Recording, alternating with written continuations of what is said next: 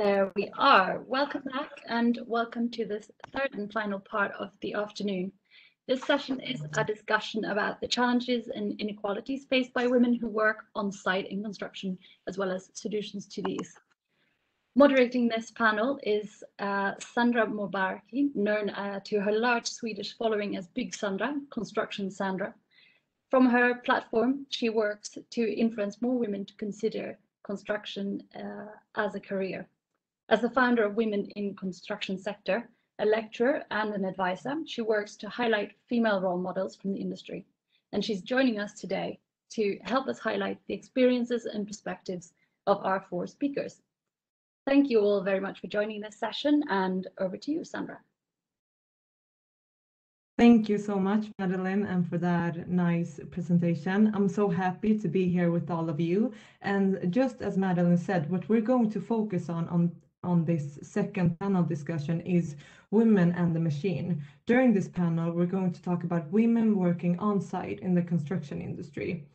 The skills gap and labor shortage is a threat to the industry if it wants to remain competitive and improve its productivity, but also business performance. And I think we all can agree that that is something that we need the construction industry to do. Both past and present statistics are showing us that the industry has been and still is one of the most male-dominated industries, not just in Sweden, but also in the UK. So this is something that we need to change, and we also need to realize that the need for recruits are becoming bigger and bigger for every year that's passing by. So what we are going to focus on today is what challenges are women facing entering the construction industry and working on site? What can companies do to create a more equal, a more inclusive and diverse environment and workplace? And what good examples are we seeing both from Sweden and the UK that we can take with us and learn from?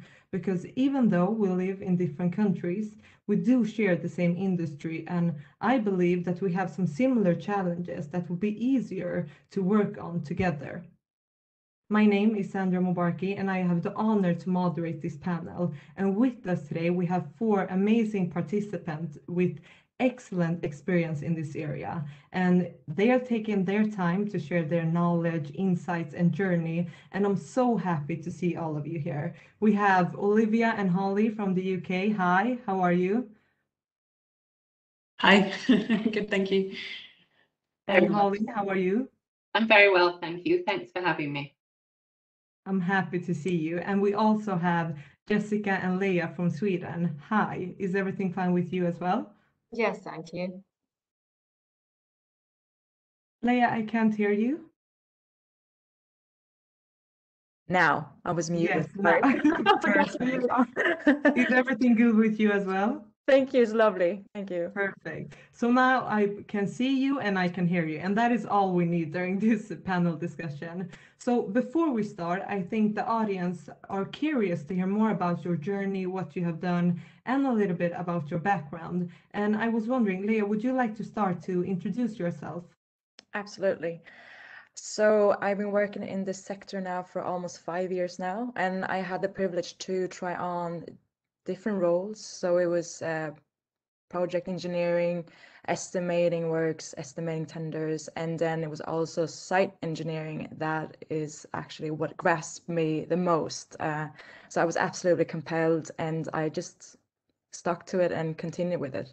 So it's absolutely amazing to be working from just drawings and to see it just progress into something tangible. It's absolutely just a privilege. Thank you so much. And Jessica, you're next to me here. Would you like to continue, please? Yes, thank you very much, and thank you for having me here. It's a great honor to be a part of this panel.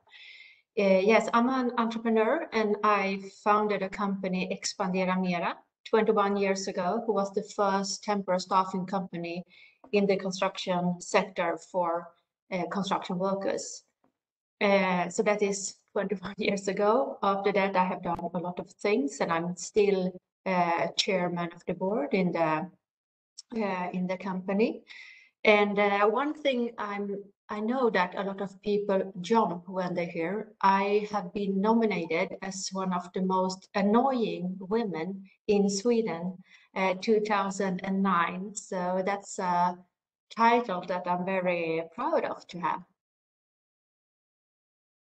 Thank you so much, Jessica. And you actually took over the title as well and is working with it today. And that is really impressive and inspiring. Holly, would you like to give a short introduction as well? Of course, thank you, Sandra. I'm Holly Price. I'm Director of Skills and Communities at Keltbray. We're a large civil engineering contractor here in the UK. Like many of the others, I wear several other hats as well. That's a bit of a theme, perhaps something to talk about. We, as a trustee of CITB, the Construction Industry Training Board, and the Construction Youth Trust.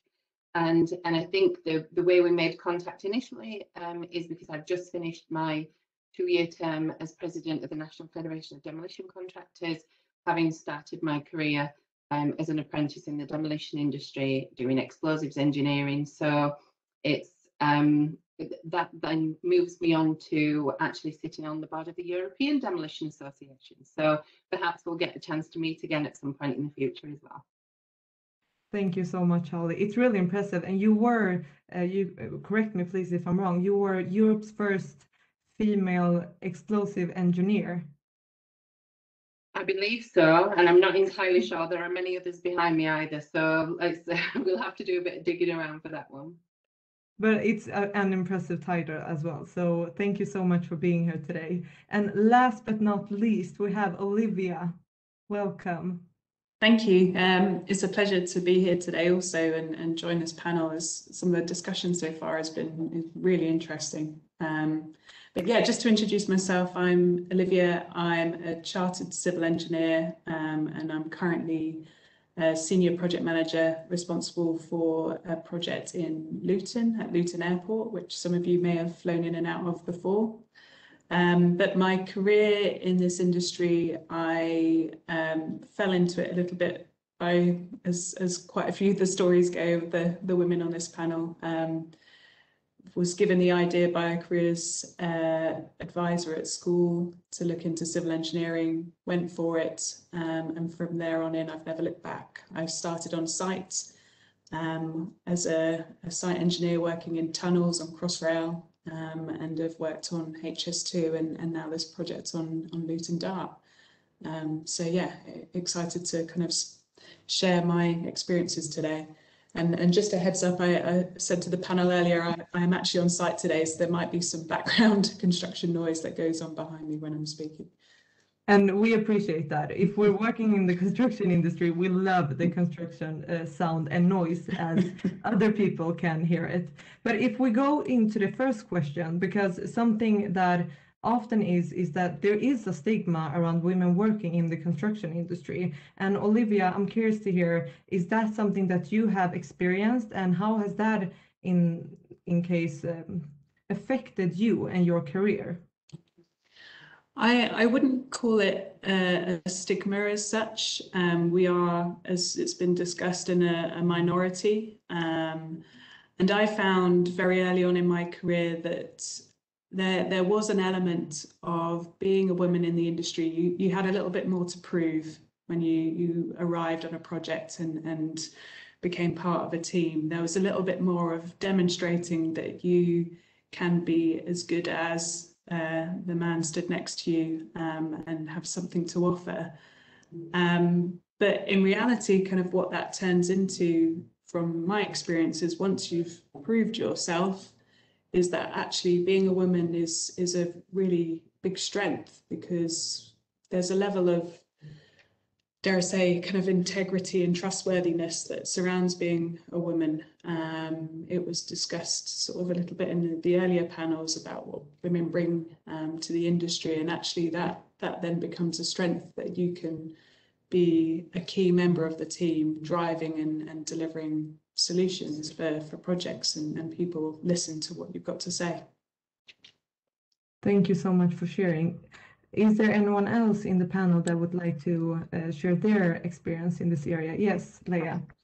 I would say that many of the stigmas I've heard are pretty outdated misperceptions.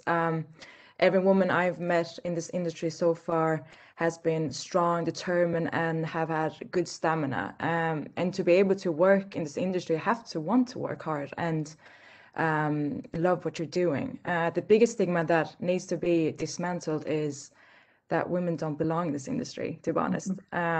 Everyone has different skill sets, and there are a lot of opportunities suited for all different types of interests in the sector. So I think it's very important that we kind of promote this and enlighten women this. So it's very important. And that is really interesting. Sorry, were you saying something? No. Okay. Okay, then it's my network. No, because that is really interesting. That makes me go to the second thought, and we can hear that women can't manage the work physically on the workplaces. Do you agree with this statement, or is it an outdated statement? And if so, what can we do to challenge this image of who has a place in this industry? I'm turning this question to you, Holly, and wanting to hear more from your perspective. Yeah, of course. I think very early in my career, which was quite a long time ago when I started on site, about 23 years ago to be precise, and I was acutely aware that when I was working and training with the other explosives engineers, who of course were all male, that there were things physically that they were doing that I simply couldn't do. And that was just the truth of the matter. You know, a lot of it included very, very heavy drilling work, or indeed pot cutting and things like that, that I just wasn't physically capable of doing.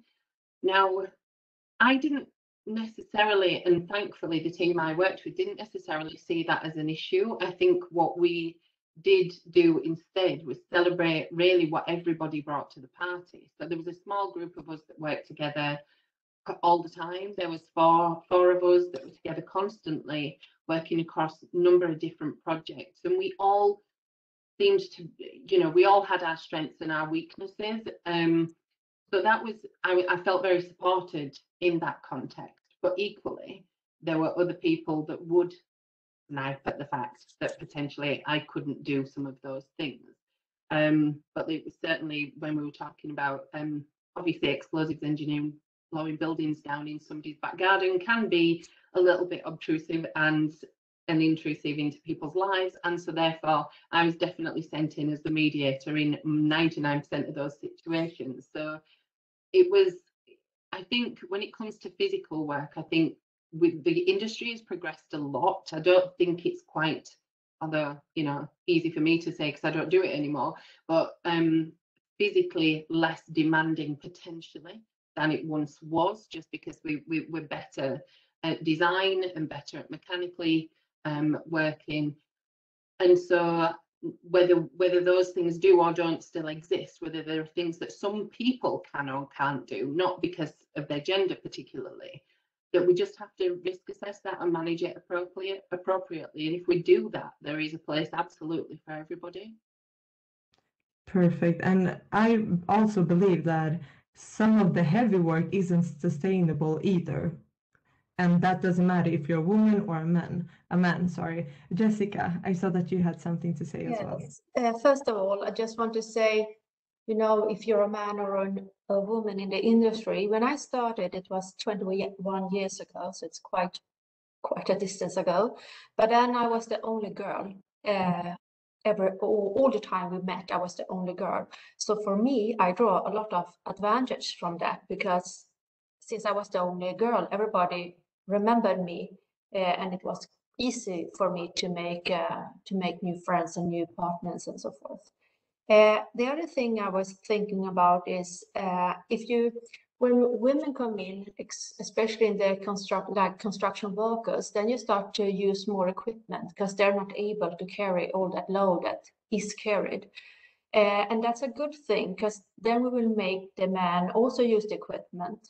And then they can work their entire life, because in Sweden we have a lot of problem with the construction workers, because they stop work at 50 or 55 because their bodies are worn down, because they have been carrying so much heavy stuff around all life. So to have women in the construction site working as a construction workers, it's good, very good for the entire for all the people who works there, since we start to use equipment more. Thank you so much, Jessica. And I would like to ask you another question, because in Sweden there is a great need for recruitment. How do you believe that gender equality initiatives can help the industry in this area? Is that to me the question, or? Yes, sorry, yes, Jessica.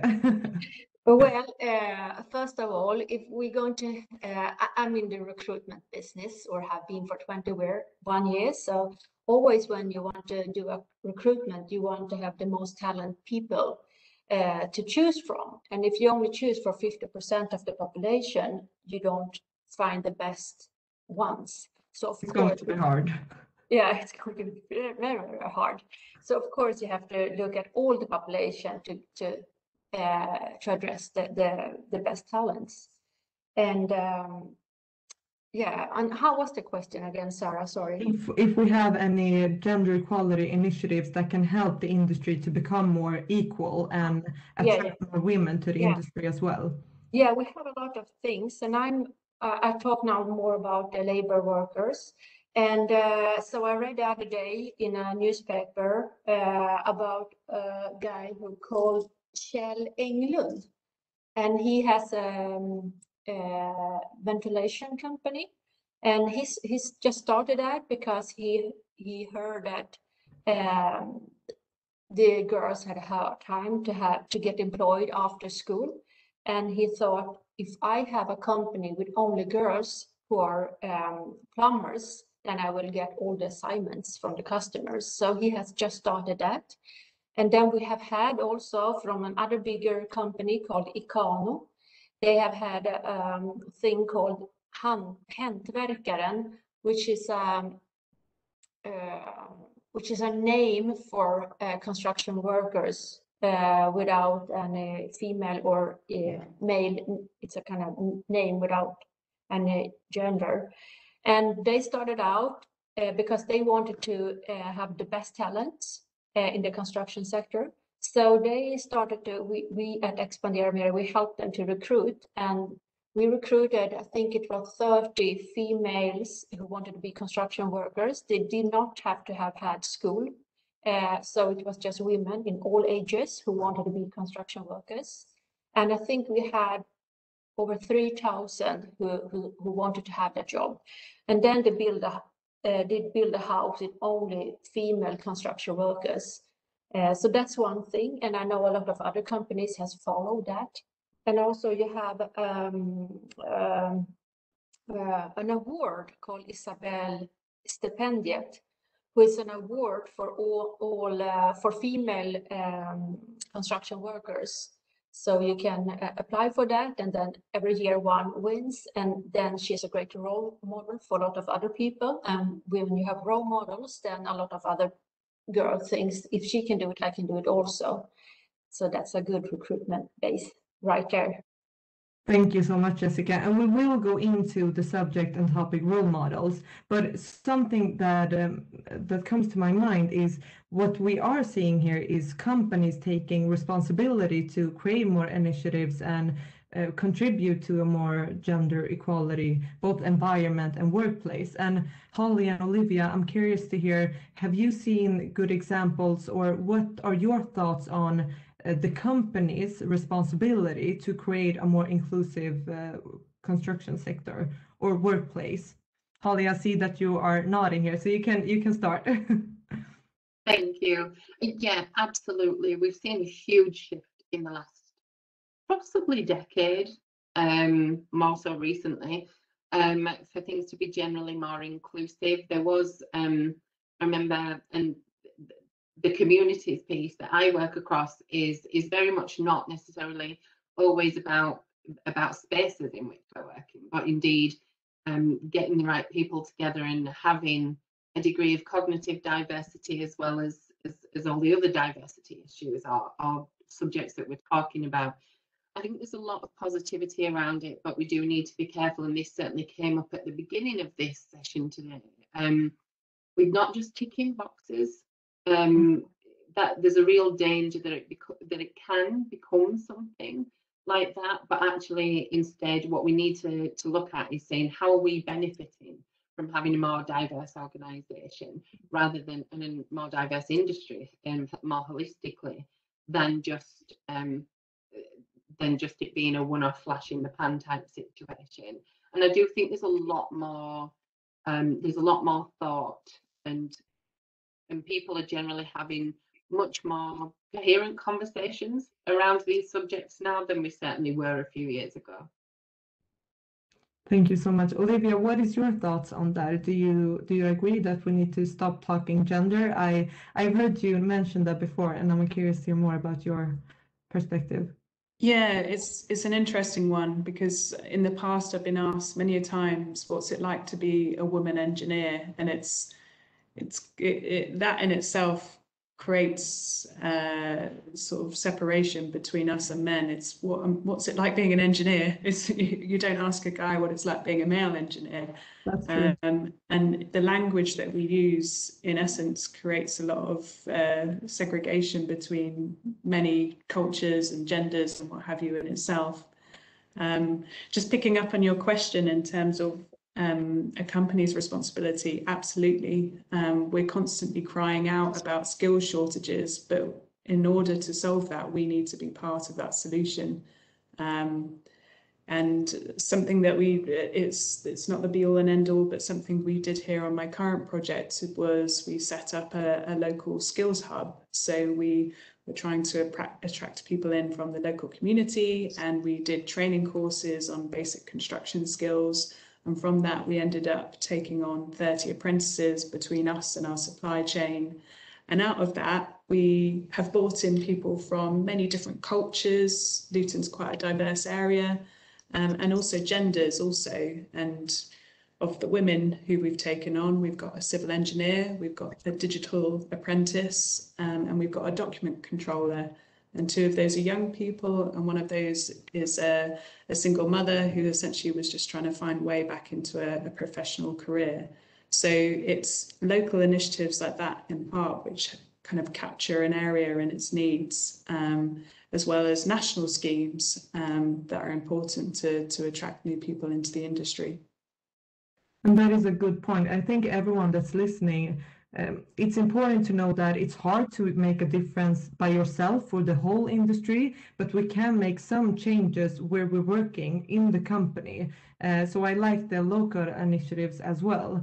And Leah, I was thinking about another issue, and that is, can you see that people have we're talking about the construction industry, and we're talking about that the industry should be more inclusive, but can we see that women are not choosing the industry because they don't know what the industry actually is?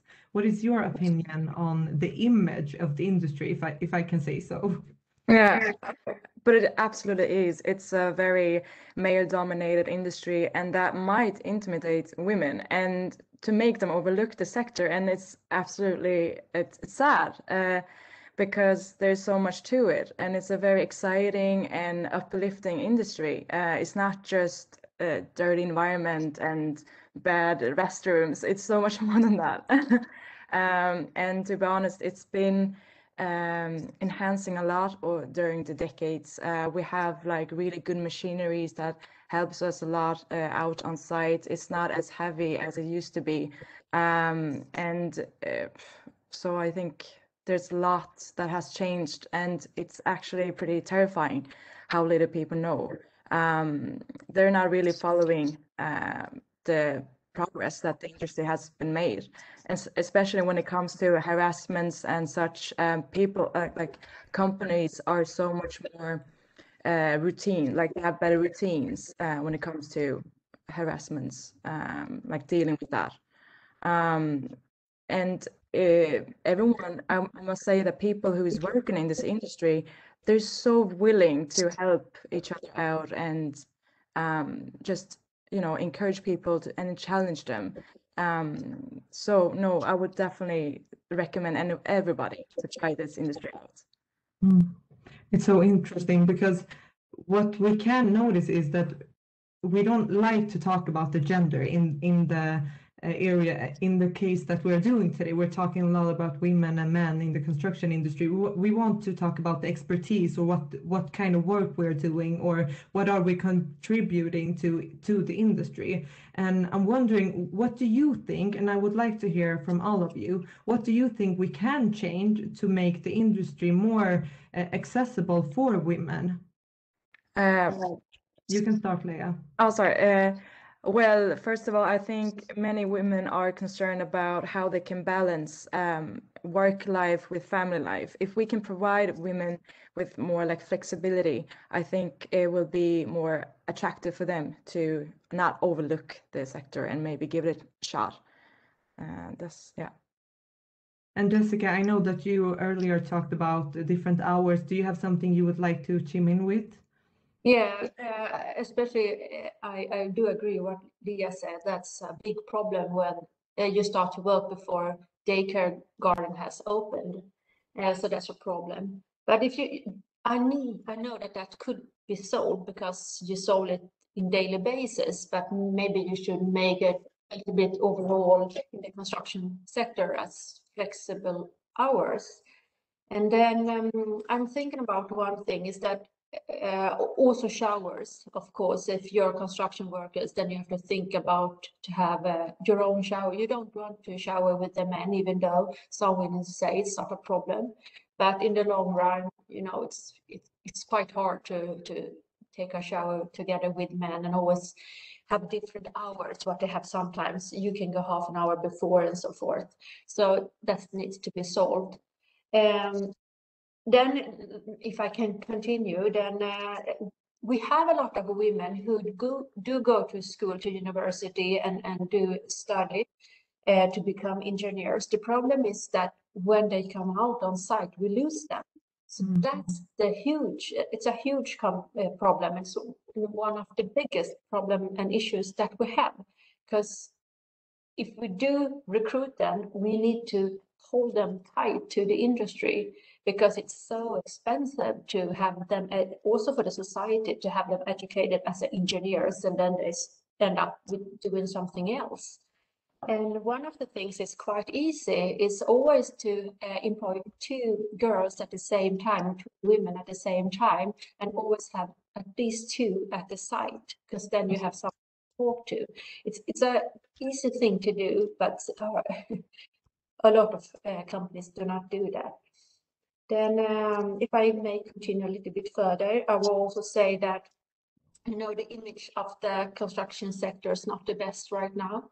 And if you look at the generation that's coming up, as I normally call the Greta Thunberg generation, they have a lot of thoughts about how to be responsibility and how to make an impact. And we have a lot, and I also know that you have that in the UK, we have a lot of illegal workers right now who are subcontractors to a lot of bigger companies. And that's a huge problem, because when the younger generations, if you're able to employ them, if you're able to send them out 2 and 2 to the sites, if they see and find out that you have illegal subcontractors, they won't stay at your company. So this is an issue that really needs to be handled from the bigger companies that use the subcontractors. But it's controversial and it's hard. But this is an issue that I think is one of the most important issues of the construction sector in many levels. Thank you so much. And Jessica, we have a question from the audience, and I will take that with you right now. What are some of the main qualities that employers look for when they hire women? Just the same as in men, I guess. It's no difference. But so I mean, now when we are recruitment engineers to our clients, a lot of them want to have women, and also construction workers, they also want to have women. So to be a woman today, it's an advantage if you come to a recruitment company anyway. And also I know that we have had a lot of questions for what's the name now? Not the chauffeurs, but the one who are in the machines. Machine drivers, I don't know Yeah, the word. machine drivers. Okay. We have a lot of customers who only wants to have women as machine drivers because it's less gasoline and they take care of the equipment much better, and they never are in any injuries, so they don't damage the machines. Thank you so much. And Leah, did you wanted to add something? No, Oh, everything is okay. okay, perfect. Then Holly, I have a question for you. Who was your role model when you started in the sector? Because you started quite early and was one, as we mentioned before, one of the first female explosive engineers. Yeah, thanks, Sandra. Well, and Olivia said the same thing. It wasn't a conscious choice to go and work in the demolition industry, believe me. My parents were really not thrilled at all when I decided to take that as my career option. It was purely because I got a summer job at a demolition company before I finished my final exams at 16 years old. So they happened to do the really exciting bit of demolition, which obviously is explosives engineering. Very spectacular, looks amazing. I saw one of these demolitions take place, and I really wanted to do it. And the chief engineer on site was a chap called Michael Williams. He's still one of my best friends. We still have our 7 o'clock every Friday morning catch up, and I adore him because he was a very calm person who was just, you know, you're doing a job that is just so intense, and yet he was so serene, and he, you know, used to just flow through these things. And so I very much idolized him then, and I still do now. And so yeah, he was very up there for me. But I think along the way there are a lot of the people I've looked up to, of course, have been male because there were no other women in my sector. So it's but that's changing now, and I'm very pleased to see that. And I love the fact that we can have these conversations even across Europe with our friends in different countries, to actually, there's enough of us now to actually hold a conference like this, which is wonderful. Yes, it's truly amazing. And one thing that hits me is that you were quite, many of us are quite lonely when you're the single woman, but it sounds like that wasn't a problem for you, Holly. You could do your work. You still, you could find a role model in your environment. Is that accurate? Yeah, absolutely. It's I suppose for me, I really didn't want to think about it in a gender specific way way back then, nor do I really now, to be honest, because my biggest battle realistically was I was a 16-year-old who wanted to be an explosives engineer when everybody else had 25 years and had served in the armed forces or had, you know, been mentored for even longer. And I was, you know, I'm impatient. I wanted it to happen quickly. So it was important. I was just incredibly lucky to be in that spot with those people and to be able to have those experiences in a really concentrated decade, realistically, that where, quite honestly, and I think that's why our industry is going to struggle, particularly not just with the skills shortage, but very much so in the explosives arena, because there's not as much of it happening today, and therefore getting that experience and having those mentors and having those people that can sponsor is just that much harder because it simply doesn't exist in the same way as it once did. So we're in a real danger point there of losing some significant capability that will very much be required in the future. Thank you for mentioning that. It is a threat to the industry if we want to develop and if we want to make sure that this industry is the best, no matter which one, if it's the Swedish construction industry or the UK. So I agree with you on that matter. And Olivia, I remember you talking about this when it comes to the infrastructure. How is your take on this? Because I believe that you also had a good experience working. Yes, and it's sort of working in tunneling, I think, between tunneling and explosives. Yeah, I think between that, our two sectors and probably oil and gas, it's probably the least probably women in it. But strangely, actually, because when I did that, it was Crossrail, it was the biggest infrastructure project in the UK. It was attracting all of the engineers across the UK, and there were actually quite a few women who came in at that point in time. And I was very lucky that my team was actually quite a diverse team. There was a number of women, but also there was a number of people from different cultures once again. And I think you're probably referring to sort of my story of comparing between two different sections of the project, but we had two different sites doing very equivalent work. And I'd like to say it's just down to the diversity, but I don't think it's just that. But actually, our team generally performed better. We met our programs and what have you compared to the other team that was less diverse. And that was, I think, because we had a really good bond, we had really good communication, and there was lots of strengths in kind of women generally are a little bit more organised in terms of planning piece, in terms of record keeping and what have you, and it complemented all the various skills that we had in our team. So yes, I'm lucky that despite this industry being actually sort of lacking in diversity, I've worked in a number of very diverse teams, and the women who I've met through that have become lifelong friends and a support network who, when I'm having a bad day, I send them a message and we all pick each other up and support each other, because we all recognise what a challenge it is. So would you say that a female network just around yourself is important to manage the more harder and tougher days that you might have? I don't think it's a must. I think it's just having good friends in the industry. I have as many good male friends as I do have female friends in the industry, but on those odd days where it just happens to be a gender-related issue, I don't know, I remember Lauren in the earlier bit saying, unfortunately, there's a kind of physiological, biological thing about being woman, that when you get angry sometimes that turns into tears rather than anger. And on those moments when actually you're in a toilet going, oh, just get myself together, just speaking to the girls helps. But I, as many times, draw upon my male colleagues for kind of advice and support as I do those girls. But there's just some specific occasions where you need the girls around you.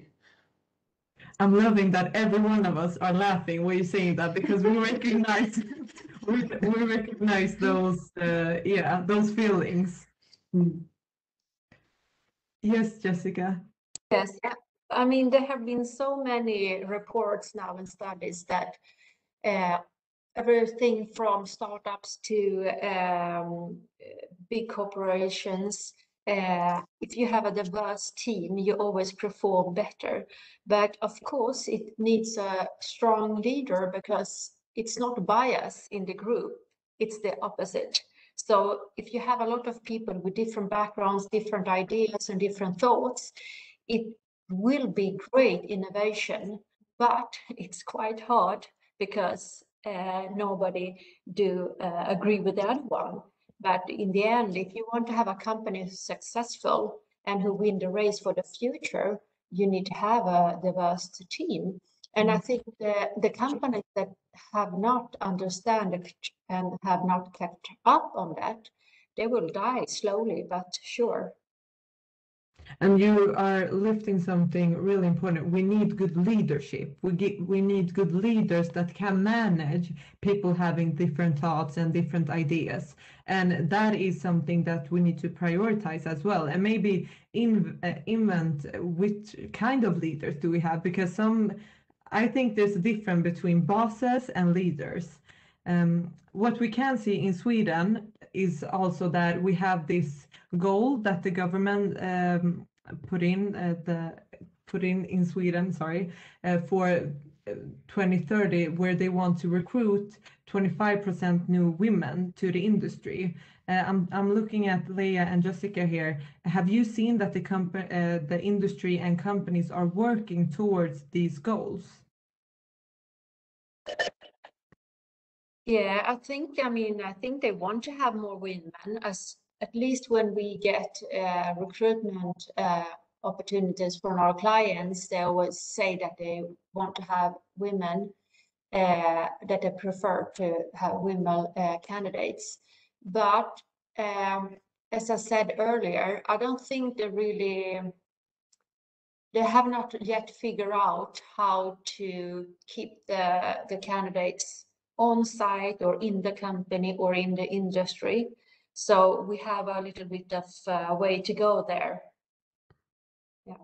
Thank you so much. Leah, do you have any other thought or? Well, I think it's very important. Like larger and smaller companies must take action and include women in the hiring process and be on their toes when it comes to marketing and networking. It's absolutely necessary to provide women mentorship and knowledge about the industry. It's actually super vital, and I think that's a good start to network. Because if we just enlighten them, and I think that's a good way to maybe open their interest a little bit about the industry. Because I think it's otherwise it's really hard for companies themselves to reach out for women. Like you can't just force them into the industry. They kind of have to have the needs to ignite in themselves the interest. And you need to keep them. That's the problem. You need to keep them in the industry. And there, I think a lot of bigger companies and smaller companies, of course, but the bigger companies have not figured out how to do that yet. Mm. And Olivia and Holly, how are you hearing this from the UK? Do you agree? Do you have different experiences from your country and industry?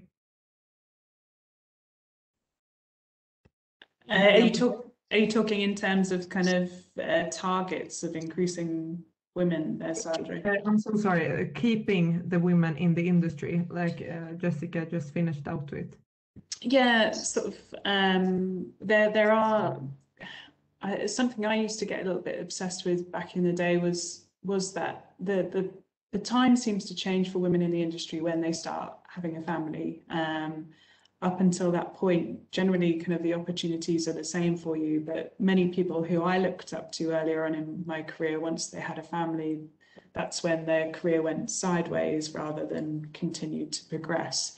But there's a lot of schemes these days about bringing people back to work after having not just families, but any kinds of career breaks or otherwise, just to help bring people back into the industry in a flexible and agile way. But the thing about that in terms of kind of site-based roles and sort of office-based roles is that can only go so far when it comes to site-based roles, because the hours are they are what they are in some senses, and when we find kind of the golden nugget of how to get over the fact that we do work early, late, as Jessica was saying earlier, sort of those kind of issues, that's only when we'll really kind of make a difference in terms of the site-based roles.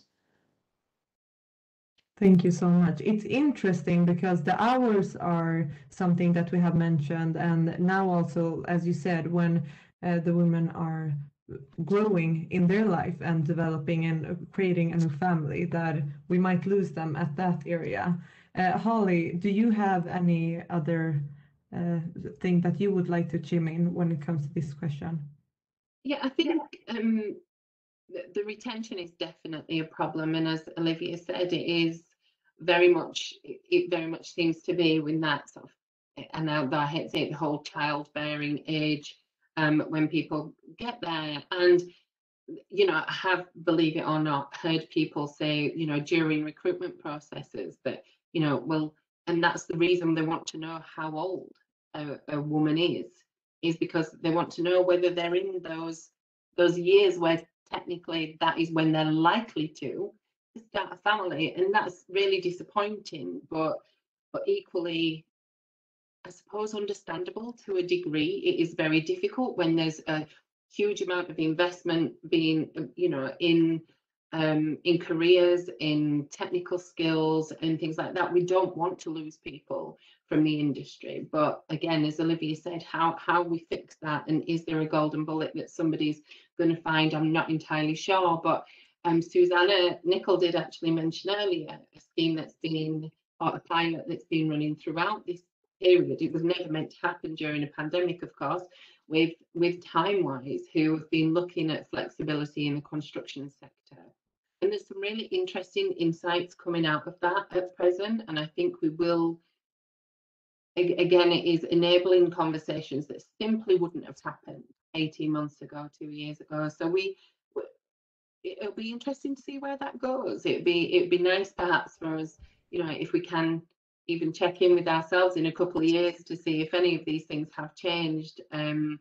I did see an article, just a clipping from the other day from many years ago, and I was just like, wow, we're asking the same questions today as we were then. And I think it was from like 1998 or something, so a long time ago. So it's disappointing in one hand, but actually I think we've got a really accelerated period, and a period where this opportunity exists to make some massive changes that is unlike any other time we've had, because we really do have the challenges now that if we don't deal with them, again, as Jessica said, we don't have an industry to come back to at all.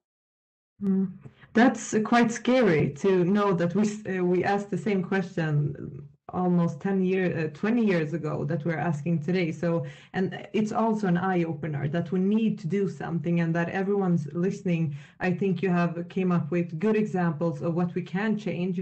We just need the will to change it as well, all the different organization and companies. And we have some more questions from the audience. I'm going to look down on my phone to read them to you. And Holly, you're here, so I'm going to ask you the first one. Do you think off-site manufacturing will help with increase of women on sites, so they are based in a nicer factory location rather than on a site? Possibly, yes, because generally speaking, you tend to get, of course, better facilities when it's a fixed location. But to put maybe widen that ever so slightly, I think there's possibly another reason why that might be, and it was the same reason why I needed to leave what I was doing in my mid-20s, and that was because in the construction sector, very much in the UK and I suspect across the world, you tend not to have fixed locations, which makes, again, life very difficult if you do choose to have a family. I mean, I would be in a different place every week. There was no, you know, I never had 2 weeks in the same location. So I think having those fixed locations will really help people to have a more sustainable career in the industry, as well as it being, in inverted commas, as you said, a nicer environment generally. And that would affect both men and women, not just women. And that is something that we need to point out of as well. Thank you so much, Holly. Leah, I have a question for you. Do you think off-site manufacturing? Oh, sorry, it was the same. It was discussed earlier about the lack of female-specific protective clothing. How much has this affected your ability to perform? And do you think that there is a good business opportunity being missed in not supplying this clothing? Oh, when it comes to clothing for women, it's really, really important. I mean, especially if you're a tradeswoman and you're working outside, like it could be a big limitation. Did you say limit? Yeah. So it can limit your skill sets. Like you can't really deliver the product that you really want to do because your clothing is in the way. Like you can get, like long sleeves, like that's not good. So it's really important that you have right clothing for women. And today, I wouldn't say that we really do. We're not there yet. Like I've seen enhancements, but we're not really there yet. And in my case, I haven't really been like that. Really didn't involve me so much because I've been working as a site manager outside. So all I need is just a jacket and and pants, so I'm good to go because I'm just out checking and like that, and yeah, managing the time plans and stuff like that. So I'm not really doing the physical work out there. Thank you so much. Jessica, what is your experience? Because you have workers working on site. Is this a big issue for your workers? Yeah, but in Sweden, we have some companies now who started to, it was one company, and I'm just trying to figure out their name, but I don't remember. It was two girls who started a company which made construction clothes for women. And after they were quite successful. So now I know that almost all different producers of construction for clothes, they have a line for women. Maybe it's not so known, but they have the bigger ones. I think it's Oprah's, maybe you were thinking Yeah, of? yeah, Yeah, exactly. yeah. Yeah. And it's interesting because they launched the first construction work clothes for the pregnant women, which Yeah. which we didn't have in the market earlier. So that was really it was necessary. Nothing Yeah. else. It was necessary, but a little bit too late. But now we have it, and that's good. Olivia, we have another question. What can a company or organization do to support women working on site? Well, that's a big question and quite a difficult one. So in terms of working on site, again, it kind of depends where you are in your life a little bit. So when you're younger, I think all you need is just to have someone who's a support, who's a sounding board, who's kind of just sort of giving you some reassurance. I think generally, I think the way women and men sort of build kind of confidence is a little bit different, and sometimes with women you just kind of need a little bit more feedback in terms of kind of, am I doing things the right way? There was discussion earlier about kind of good managers and leaders, and we really need to understand the differences between how men and women kind of respond to management and leadership. And I'm fortunate that in my role now I'm leading a big site team, and I've definitely noticed that it's enabled some of the younger females in the team to come and speak to me in ways that they wouldn't have done to a male manager. And it's trying to open up how they can have those conversations with a man. In terms of later in kind of life, and we talk again once about kind of once you've got a family, it's about being a manager who can understand flexibility and agility in the way you work. Again, if you're doing a site engineering role and you need to be on site from 7:30 till 5 or whatever the hours are, there's a difficulty there. But then in other kind of support functions like health and safety management, document control, digital, we've got still many women on site, and a number of those. Actually, a big game changer has actually been COVID in terms of kind of allowing us to kind of understand that people can work flexibly in the site team and still connect with the site and the project and how it runs. So both men and women on my current project who've got young families now do 2 or 3 days on site and the rest at home, and we flex their hours and stuff. And it's really opened our eyes, actually. The sort of positive that's come out of quite a difficult and challenging year is actually the industry has woken up a bit more to sort of more flexible working. Hopefully we will take that with us when the pandemic is gone. Because we, as you said, it's been a hard time, but we can learn a lot of things if we're only flexible and open and trying to find solutions rather than seeing the problems. And the time is flying by fast when we have fun. And we have discussed many areas, both the leadership, which you brought up now, Olivia, about the common things like workloads, working hours, flexibility. And I'm wondering if we have anything else that we have missed out on, talking about how we can make more women working on site in the construction industry. Would you like to start? I'll have a go. So we were talking earlier about role models, and I've got this slight fixation on the fact that we all know what lawyers, doctors, and policemen are because we see them all on time on television, on drama series and things like that. However, we keep coming back to this thing that no one really fully understands what engineers are. And all of us who are on this call who are women, we've all got a responsibility to try and kind of be role models and sort of share our experiences in the industry. It's hard because kind of the most accessible ways doing that these days are social media. And I know myself, I can be quite shy. I don't always like sharing kind of all this kind of stuff, but actually in reality it's by doing these kind of sessions and by going to speak in schools and bits like that and educating people is sort of one by one. We're trying to kind of make people more aware of what the industry is all about.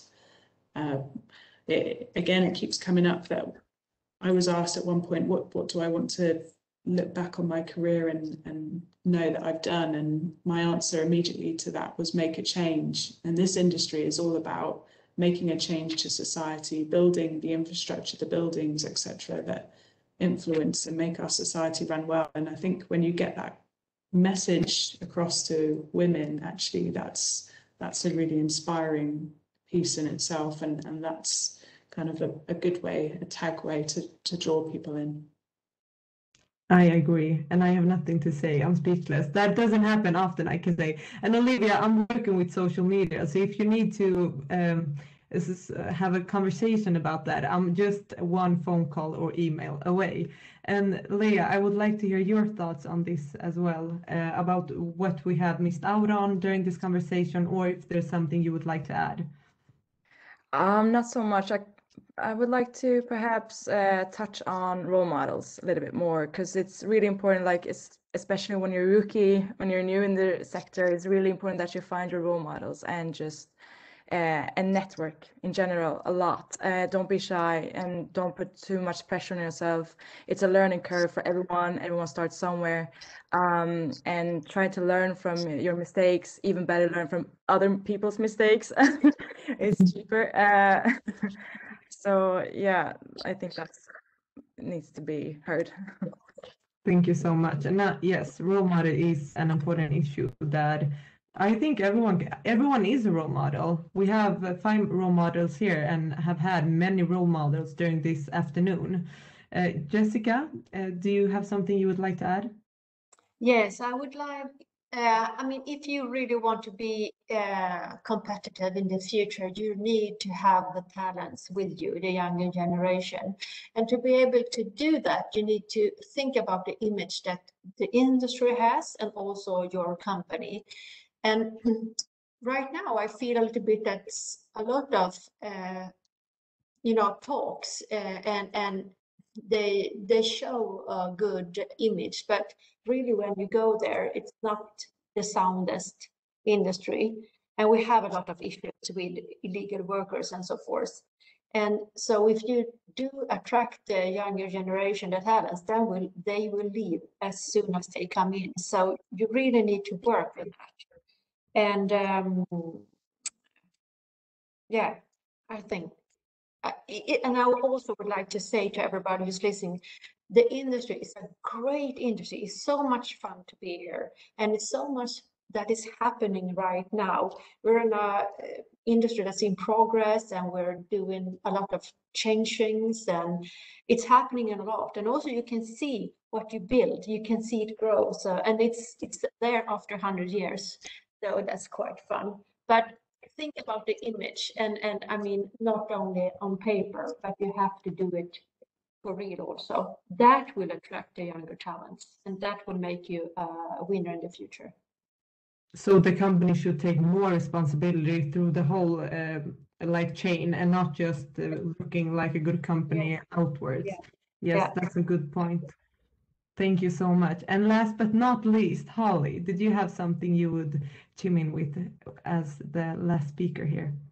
Thanks, Sandra. Well, everybody's made some really amazing points. I guess the only thing that I've been thinking about recently really is that often when we talk about role models, we look at people that are older than us and who have more experience than us. But it really just to note perhaps that it's good to listen to the younger ones as well, or the people that have less experience in the industry. I'm certainly and will be eternally grateful for the things that I learned from the people in our team who, you know, have taught me an awful lot about diversity issues, be it gender, ethnicity, and a number of different things. They've got a lot to say, and they're worth listening to, and so yeah, that's it from me. Thank you so much, and thank you for sharing your journey, your insights, your knowledge, and thank you to the audience who has been asking questions and who has been listening. And yes, thank you. Last but not least, the Department of Trade for setting up and planning this event. Thank you so much, Sandra, and thank you to a brilliant panel. We'd like to say a big thank you to all of our participants and attendees for your contributions to the discussion today. Even though this event is now finished, the work towards achieving gender equality within the construction industry is continuing. The process that has been made over the past quarter of a century, though slow and segregated, is clear from listening to our speakers today and has shown that progress is possible.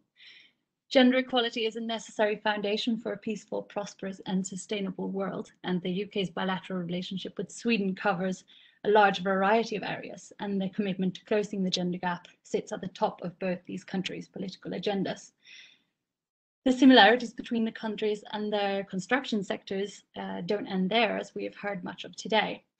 As was said earlier, the construction sector is one where there is space and a job for everyone, but there is a need for more women and more female role models and mentors for those to follow.